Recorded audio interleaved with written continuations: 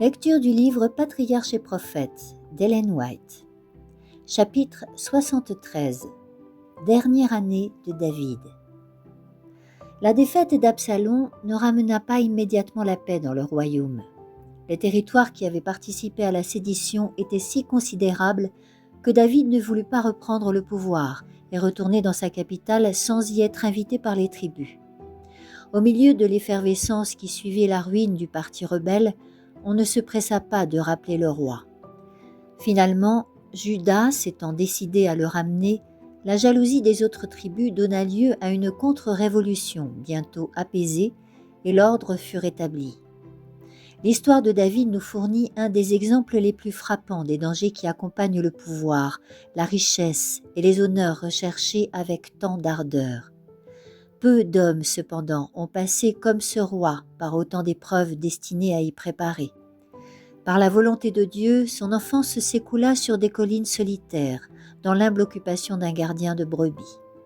La contemplation de la nature développa son talent pour la musique et la poésie. Le désert fut pour lui l'école de la patience, du courage, du sang-froid, de la confiance en Dieu. Il jouit à un haut degré de l'amour du Père céleste et fut enrichi des dons de son esprit. Plus tard, il vit, dans la carrière de Saül, la nullité de la sagesse humaine livrée à elle-même. Et cependant, le pouvoir et les honneurs l'affectèrent au point qu'il fut plusieurs fois vaincu par le tentateur. Ses rapports avec les peuples païens firent naître en lui l'amour des grandeurs terrestres et le désir d'imiter leurs coutumes. Israël était digne d'être honoré, mais poussés par l'orgueil, les Hébreux ne se contentèrent plus de cette prééminence. Cédant à l'ambition, David songea à étendre ses conquêtes aux dépens des nations voisines. Pour cela, il crut devoir augmenter son armée en introduisant le service militaire obligatoire. De là, l'idée d'ordonner un recensement de la population. Ce dénombrement devait forcément mettre en contraste les débuts et la fin de son règne, révéler les progrès réalisés et augmenter, chez le peuple et chez le roi, une confiance déjà trop grande en la puissance des armes.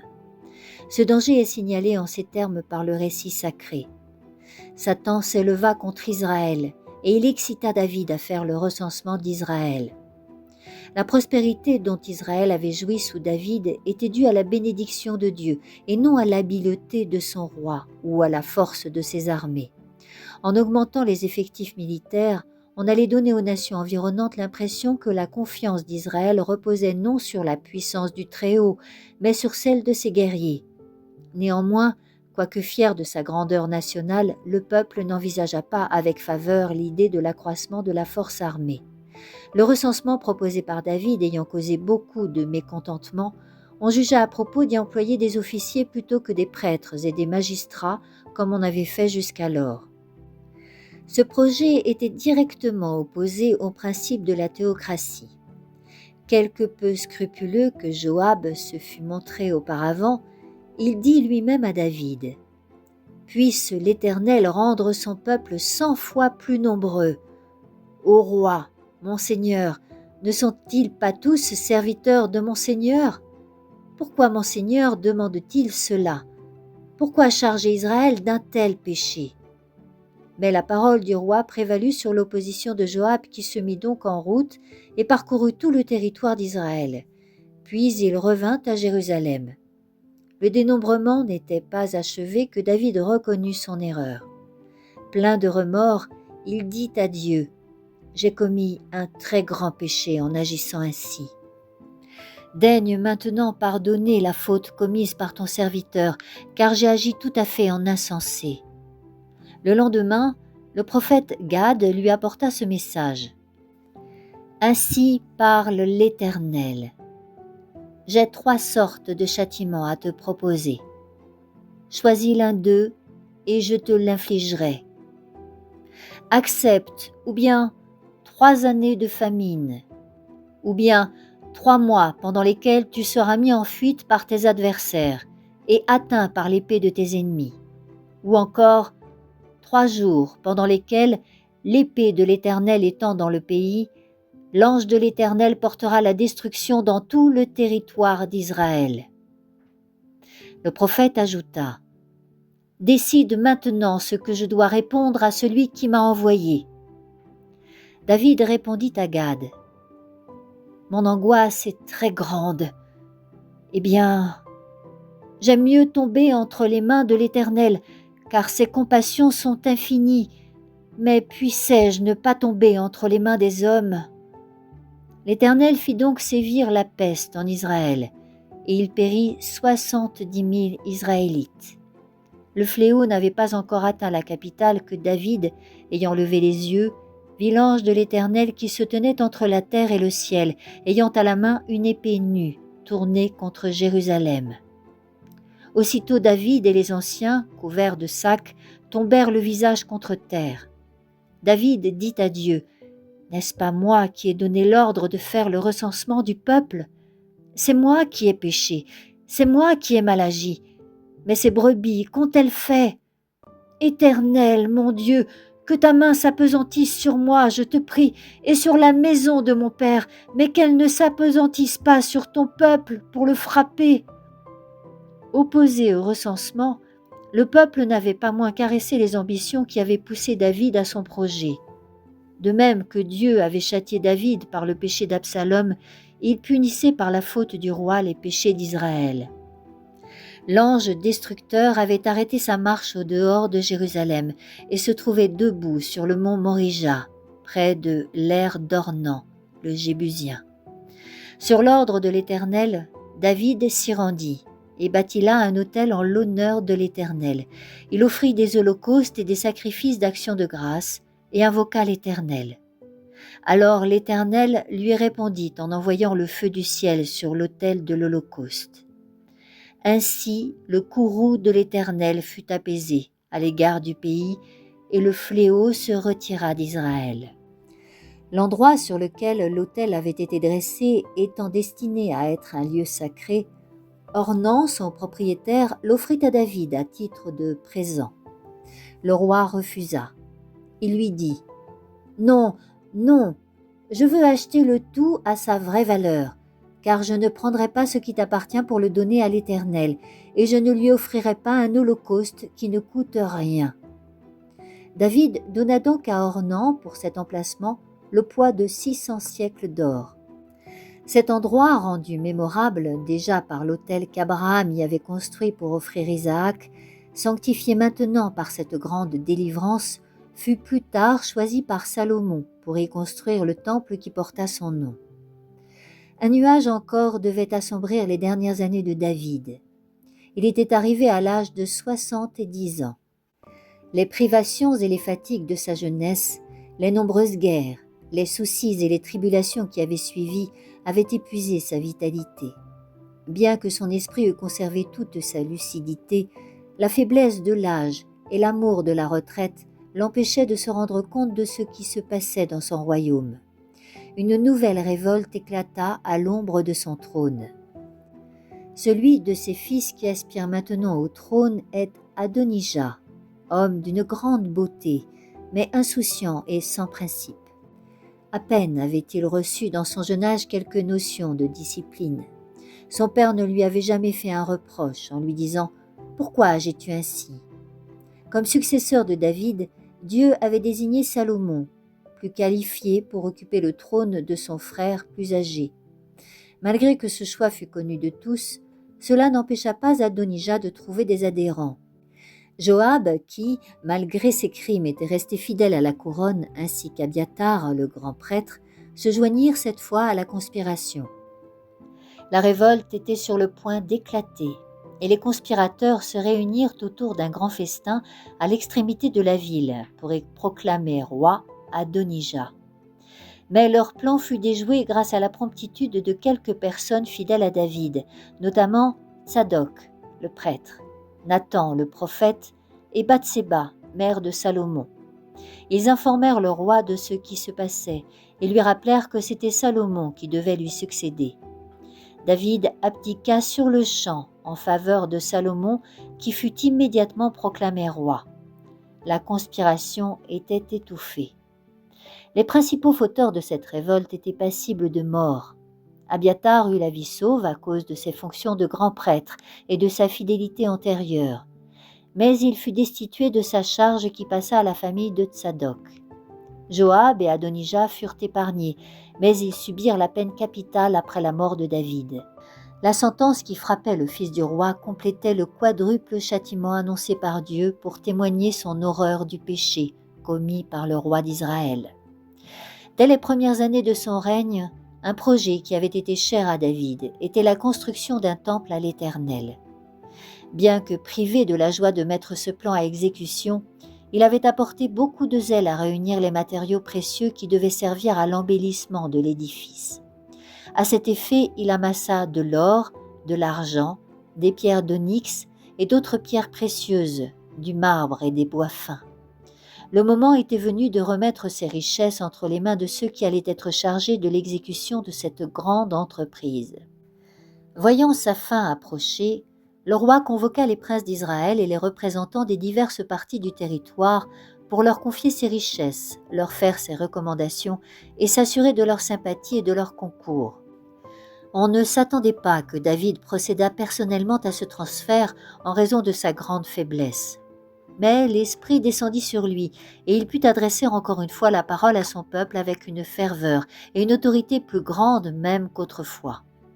Il rappela le désir qu'il avait eu de diriger lui-même la construction du temple et fit connaître en ces termes l'ordre de Dieu d'en charger son fils. « Salomon, ton fils, est celui qui bâtira ma maison et mes parvis, car je l'ai choisi pour fils, et je serai pour lui un père.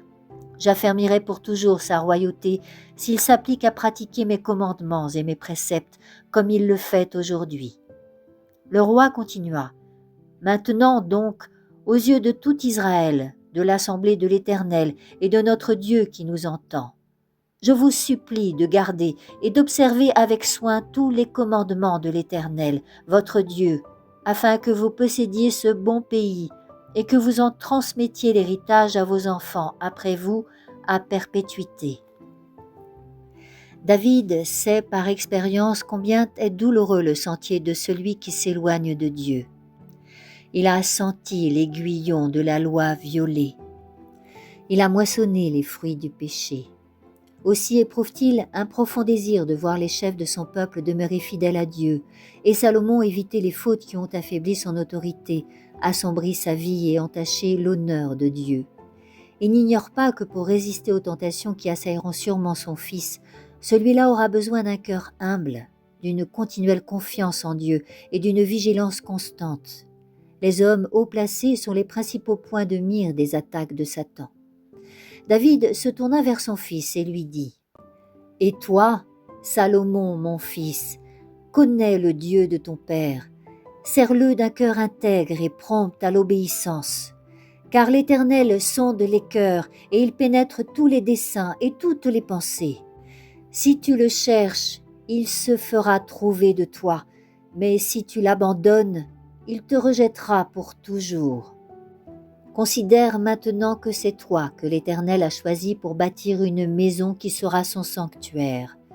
Sois fort et mets-toi à l'œuvre. » Le roi donne alors à Salomon des instructions détaillées concernant la construction du temple. Il lui confie des plans sur toutes les parties de l'édifice et des modèles de tous les ustensiles du service divin, modèles et plans qui lui ont été communiqués par inspiration divine. À ce fils qui est tout jeune et qui recule à la pensée des responsabilités qui vont lui incomber, David adresse ces paroles. « Sois fort, prends courage, mets-toi à l'œuvre. Ne crains point et ne t'effraie pas, car l'Éternel Dieu, mon Dieu, sera avec toi.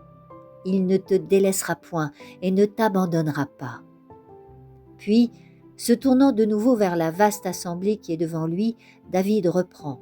« Mon fils Salomon, le seul que Dieu ait choisi, est encore jeune et d'âge tendre. Or, grande est l'entreprise, car ce palais n'est pas destiné à un homme, mais à l'Éternel Dieu. » Il ajoute, « Quant à moi, j'ai appliqué tous mes soins à préparer pour la maison de mon Dieu des métaux rares, des pierres fines et des bois précieux.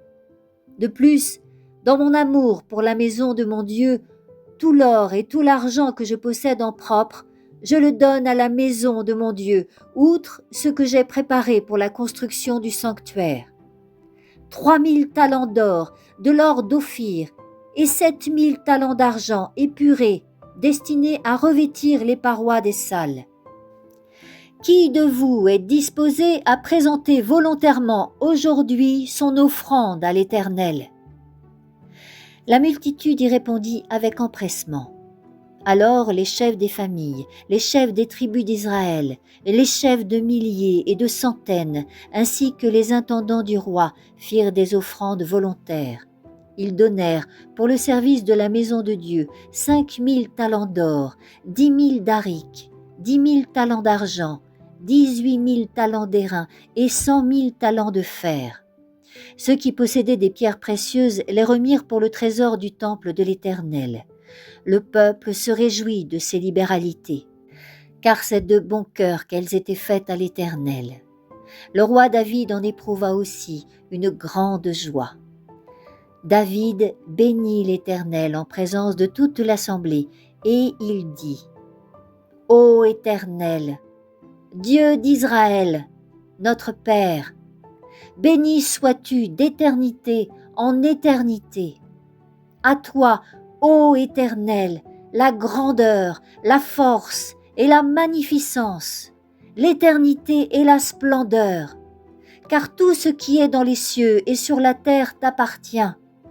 À toi, ô Éternel, la royauté, à toi la domination suprême sur toutes choses.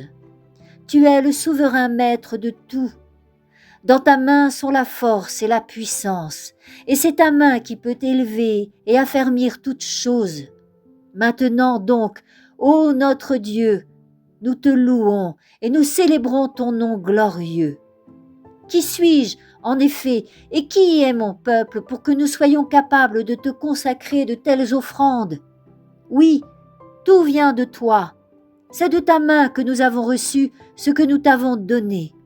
Nous sommes devant toi des étrangers et des voyageurs, comme l'étaient tous nos pères. Nos jours sur la terre sont comme l'ombre, sans aucun espoir de durée. Éternel, notre Dieu, toutes ces richesses que nous avons préparées pour bâtir un temple à la gloire de ton saint nom, elles viennent de ta main, et tout est à toi. Je sais, ô mon Dieu, que tu sondes les cœurs et que tu prends plaisir à la droiture. Aussi ai-je fait toutes ces offrandes volontaires dans la droiture de mon cœur.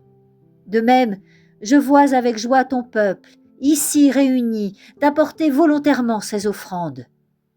Ô Éternel, Dieu d'Abraham, d'Isaac et d'Israël, notre Père, maintiens à toujours dans le cœur de ton peuple ses sentiments et ses pensées et dirige son cœur vers toi. Donne aussi un cœur intègre à mon fils Salomon, afin qu'il observe tes commandements, tes préceptes et tes lois, qu'il les mette tous en pratique et qu'il bâtisse le palais dont j'ai préparé la construction. » David dit à toute l'assemblée : « Bénissez l'Éternel, votre Dieu !» Et toute l'assemblée bénit l'Éternel. Ils s'inclinèrent et se prosternèrent devant l'Éternel.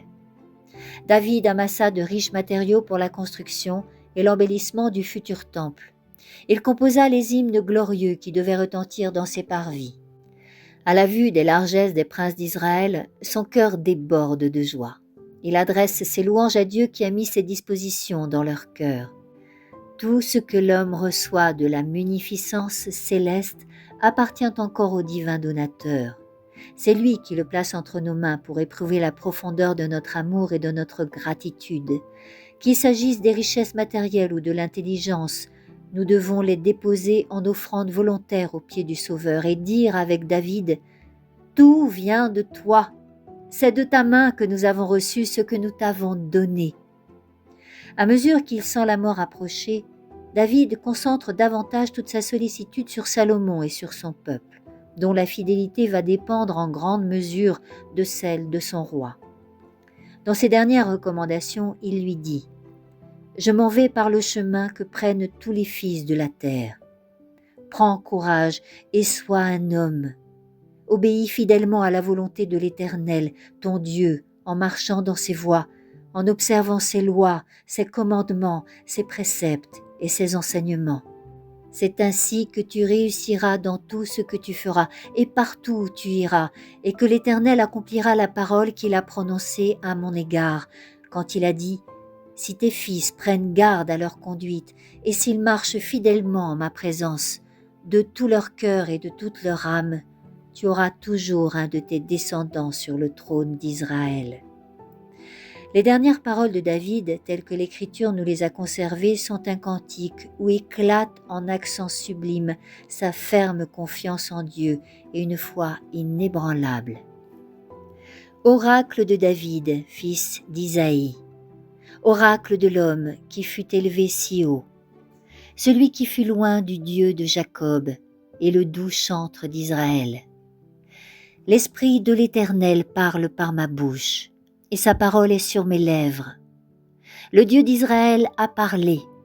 Le rocher d'Israël m'a dit, celui qui règne sur les hommes avec justice, celui qui règne avec la crainte de Dieu dans le cœur, est comme la splendeur du matin au lever du soleil, comme un matin sans nuages.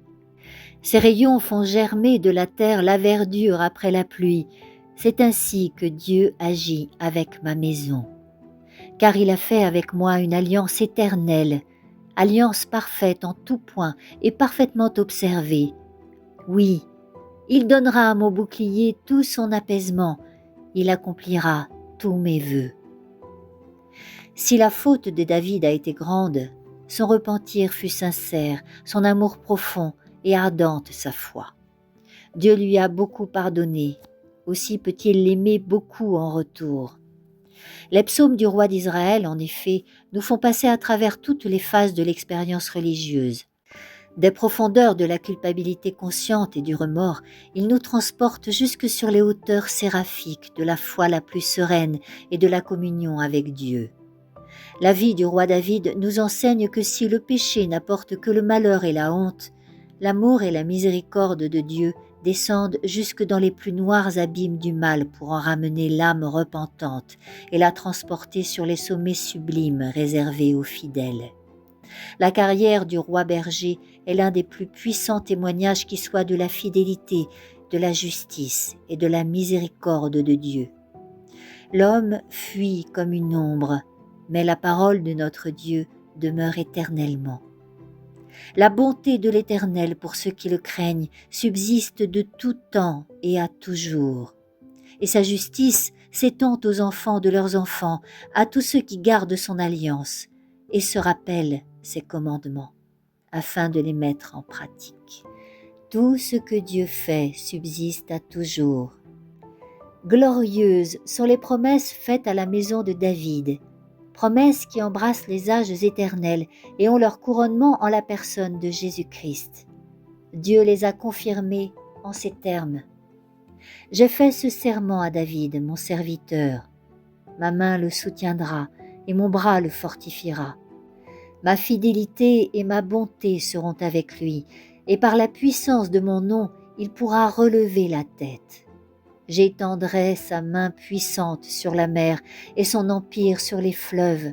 Il m'invoquera disant « Tu es mon Père, mon Dieu, mon rocher protecteur. » Aussi ferai-je de lui le premier-né, le souverain des rois de la terre. Je lui conserverai ma faveur éternellement, et mon alliance avec lui sera inébranlable. Je lui donnerai une postérité éternelle, et son trône durera autant que les cieux. Il fera droit aux opprimés de son peuple, il portera secours aux enfants du pauvre, et il écrasera l'oppresseur. On te craindra tant que durera le soleil, tant que luira la lune d'âge en âge. Sous son règne, le juste prospérera, au sein d'une paix profonde, tant que la lune répandra sa clarté. Il dominera d'une mer à l'autre, depuis l'Euphrate jusqu'aux extrémités de la terre. Que son nom subsiste à toujours, que son nom se perpétue tant que brillera le soleil. Que l'on se bénisse mutuellement en son nom, que toutes les nations le proclament heureux. Car un enfant nous est né, un fils nous est donné. L'empire a été posé sur ses épaules. Il sera grand, il sera appelé le Fils du Très-Haut, et le Seigneur Dieu lui donnera le trône de David, son père. Il régnera éternellement sur la maison de Jacob, et son règne n'aura point de fin. Ainsi s'achève ce récit de Patriarches et Prophètes d'Ellen White. Si tu l'as apprécié, n'hésite pas à liker le petit pouce qui pointe vers le ciel afin de faire croître les audiences et à partager. Merci.